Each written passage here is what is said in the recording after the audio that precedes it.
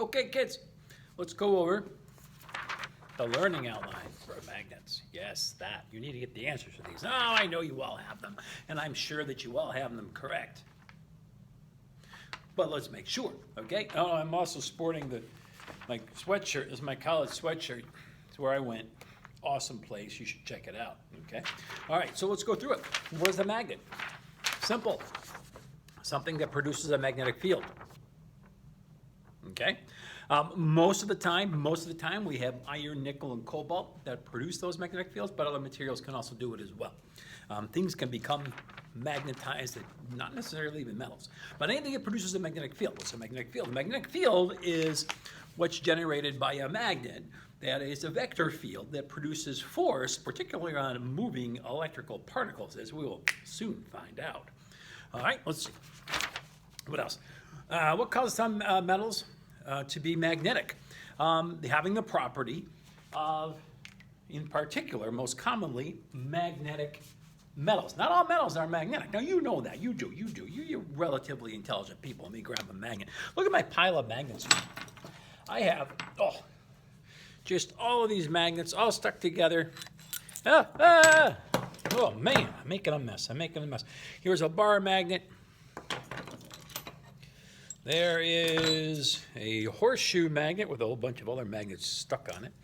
And we got some thinner magnets here, kind of like the refrigerator magnets. When you get an A on your physics stuff, you put it on the refrigerator, right?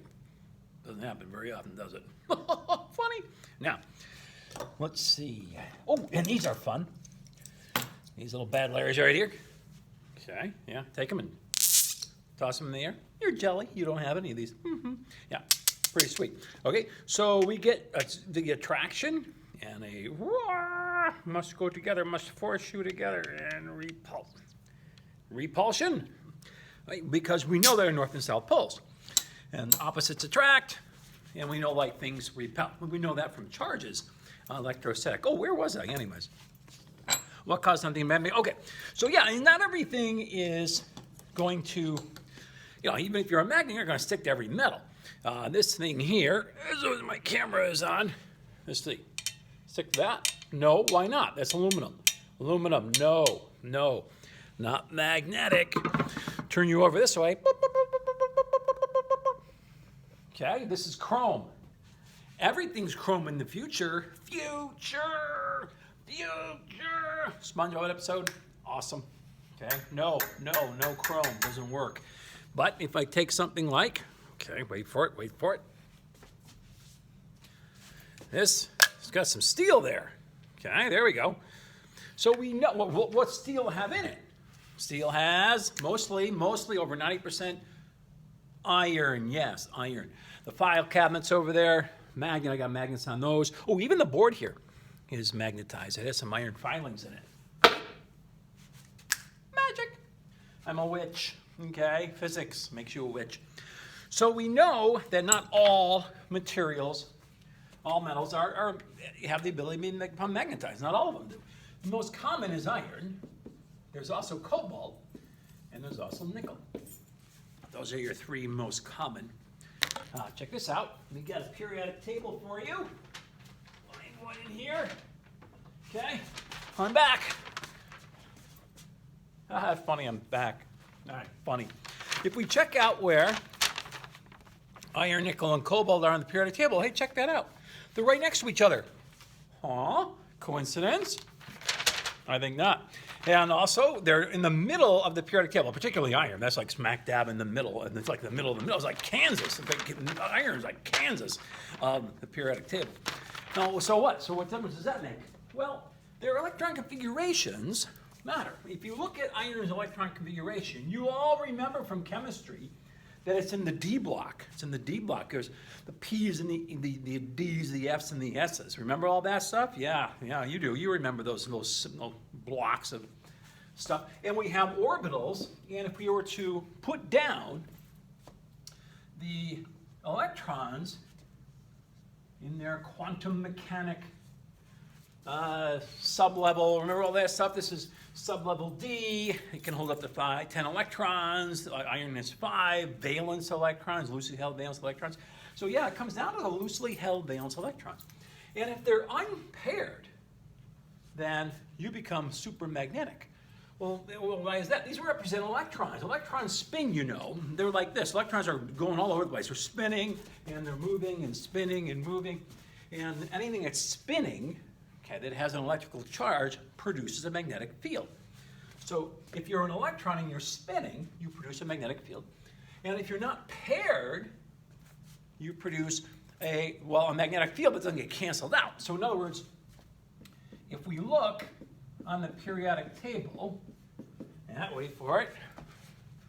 What did I do with it? Oh, I put it back. Makes sense, I put it back. If we look at zinc, I zinc, therefore I am. A famous philosopher once said that. I think that was Newton, yeah, philosophizer. Newton. I think that wasn't Newton. Descartes, which is French for Descartes.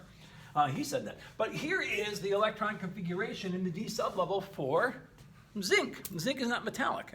Not metallic. It's very metallic. It's not magnetic. Well, why not? Because the opposite spin of the electrons cancels out the magnetic field. Magnetic fields cancel each other out. You don't get a magnetic field. If you have unpaired electrons, you produce a magnetic field. And the more of these you have, the stronger the magnetic field. When we get down into, if you look on our periodic table, I know I'm going through the chemistry, and some of you are beginning to shake and go, no, stop it, please. Flashback, If we look at our periodic table, this was the F block down here, the rare earth elements. Okay, remember that? F block, and they have 14 potential electrons. There's 14 elements here across, seven orbitals. And if you have 7 unshared pairs of electrons, you are supermagnetic. That's where we get those really strong magnets, the rare earth magnets. And I do have some here. They always break on me because when I hold them apart, they fly together so quickly, they actually smash themselves. Okay, you know, not very nice. It's like committing suicide here. They go and blow up. But they're very strong, and they're tough, a lot tougher to get apart. And if they're thin enough, I'm trying to see if I've got a whole bunch of little ones here. Get over here. There we go. There we go. And these are very tough to get together and get separate. You have to really put some effort into them, and man, they really come back together. So they have a lot of magnetism there. Okay. Anyways, those are your rare earth. Rare earth. Put that back. Magnets. Okay. So magnetism has to do with the unshared pairs of electrons. All right. Now, I did a lot of explaining there to try to explain the answer to this. What makes some materials magnetic? Unshared pairs of electrons. Okay, but we had to explain it. Okay, you needed it. Well, let's see. What is the difference between a temporary magnet and a permanent magnet? Well, a temporary magnet is, think of the word temporary. It's not magnetic all the time. So anything that's called a temporary magnet is an induced magnet. It's forced to become magnetic. So there are some things that are magnetized or permanent, like these are permanent magnets. You can actually demagnetize even a permanent magnet. I mean, it's permanent in general, unless you do something to it, like you can heat it up and you can have something lose its magnetism. Or if you drop a magnet repeatedly, you can actually cause its magnetism to go away. I've actually did this with this magnet here. It's not very magnetic anymore. It's weakly magnetic. It will hold these up, but it's not nearly what it used to be. So you can get things to be, even permanent magnets to become unmagnetized. But in general, they're permanent. Like these magnets are permanent magnets. And a temporary magnet is something like the iron in the filing cabinet over here. Take you for a little walk here. Okay, here we have, okay, there we go. This is a filing cabinet. It's not a magnet. Okay, it's a temporary magnet now because we had a permanent magnet force it to become magnetized.